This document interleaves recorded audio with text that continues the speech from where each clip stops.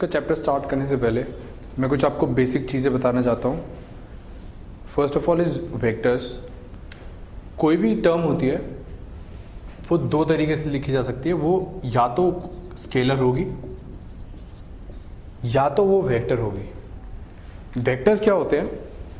अगर हमको किसी पॉइंट को रिप्रेजेंट करना है, लेट अस सपोज ये XYZ प्लेन है आपका, यानी 3 डायमेंशनल प्लेन है, यानी स्पेस है, ठीक है। तो उसके अंदर आपको किसी पॉइंट का हमको पोजीशन बतानी है, यानी A बार बताना है फ्रॉम द ओरिजिन O, यानी ये जो है ये A बार होता है, ठीक है। तो उस पोजीशन को बताने के लिए हम वेक्टर्स का यूज कर सकते हैं, जिसकी वैल्यू क्या होगी AX I cap plus AY J cap plus AZ K cap. I cap, J cap और K कैप क्या होंगे? ये एक्चुअली यूनिट वेक्टर्स होते हैं। यूनिट यानी अगर इनकी वैल्यू देखी जाए तो इनकी वैल्यू 1 होती है, लेकिन ये किस लिए रिप्रेजेंट क्या करते हैं?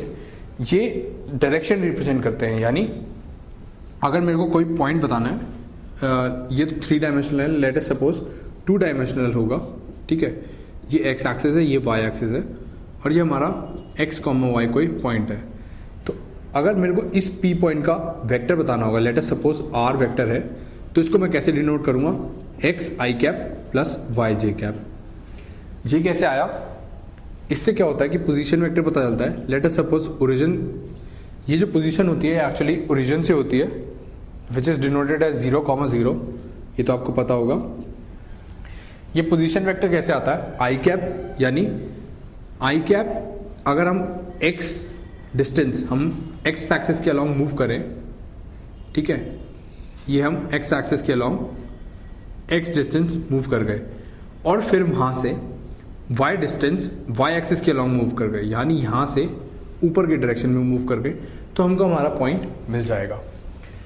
ये वेक्टर रिप्रेजेंटेशन से हमको डायरेक्शन पता चल जाती है कि पोजीशन वेक्टर कहाँ पर है। मतलब स्केलर फॉर्म में क्या होता है? स्केलर फॉर्म में आपको सिर्फ डिस्टेंस दिया होगा, यानी ये d दिया होगा। अब ये जो डिस्टेंस है ये ओरिजिन से पूरे सर्कल पे कहीं पे भी हो सकता है, क्योंकि ऐसा अगर हम सर्कल बना दें तो ये इस पूरे सर्कल पे कहीं पे भी हो सकता है। यानी जो स्केलर फॉर्म होती है वो हमको कभी भी डायरेक्शन नहीं देती। बट वेक्टर्स हमने किस लिए इंट्रोड्यूस करे हैं? क्योंकि वेक्टर्स हमको मैग्नीट्यूड के साथ साथ डायरेक्शन भी देते हैं। अब अगर मेरे को इसका मैग्नीट्यूड बताना हो तो मैं इजीली बता सकता हूँ मॉड आर का मैग्नीट्यूड हम ऐसे रिप्रेजेंट करते हैं। तो मैग्नीट्यूड की वैल्यू क्या होगी? Square root of X square plus Y square, ठीक है। ये तरीका होता है आपका वेक्टर्स का, और ये आपका वेक्टर रिप्रेजेंटेशन होता है। वेक्टर रिप्रेजेंटेशन के अंदर हम जो 3D बनाते हैं, यानी 3D अगर हमको दिखाना होगा 3 डायमेंशनल के अंदर, तो हम कैसे करेंगे? एक्स एक्सिस इज अलोंग, मतलब वाई और जेड तो हमने परपेंडिकुलर एक्सिस बना दी। अब जो एक्स एक्सिस होती है वो इन दोनों के भी परपेंडिकुलर होती है, यानी कुछ प्लेन से बाहर। अब हम प्लेन से बाहर तो इसमें दिखा नहीं सकते, तो वो रिप्रेजेंट करने के लिए हम क्या करते हैं? थोड़ी टेढ़ी लाइन खींच देते हैं और इसको हम एक्स से डिनोट करते हैं, यानी एक्स एक्सिस से डिनोट करते हैं।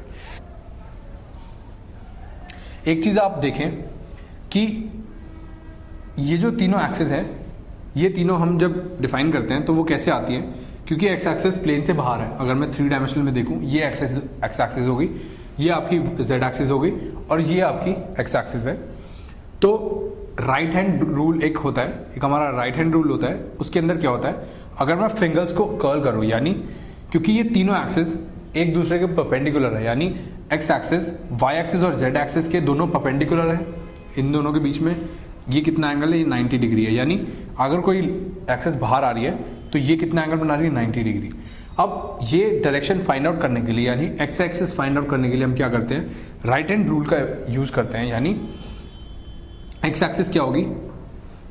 वाई डायरेक्शन के अलोंग, पहले अपनी ये वाली फिंगर्स को कर्ल करते हैं, ये वाई डायरेक्शन के अलोंग, फिर यहां से हम जेड डायरेक्शन की ओर जाते हैं। जेड डायरेक्शन क्या होगी? ये। तो एक तरह से ऐसे। तो ये जो हमारा थंब होता है, थंब जो होता है ये हमारी एक्स एक्सिस की डायरेक्शन देता है। तो इससे आपको पता चल गया कि अगर मैं इसको ऐसे घुमाऊं तो एक्स डायरेक्शन कितनी होगी? इस डायरेक्शन में होगी। सिमिलरली क्योंकि एक्स डायरेक्शन आपको पता चल गई, अगर आपको वाई एक्सिस बतानी है तो वाई